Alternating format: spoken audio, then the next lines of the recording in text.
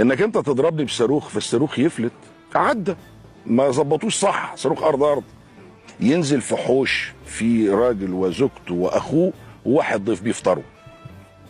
هو كان الصح ان الصاروخ ده ينزل على مركز القياده عندنا يعني عندي.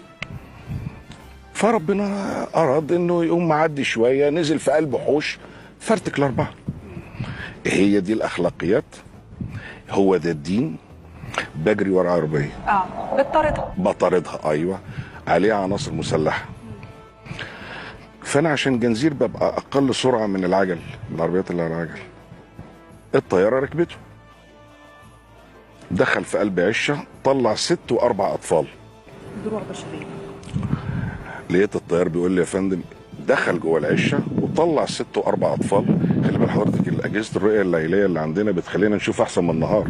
يعني النهار دي بتعتمد على قوه ابصارك، اجهزه الرؤيه الليلي بتخلينا الليل احسن من النهار في الرؤيه يعني.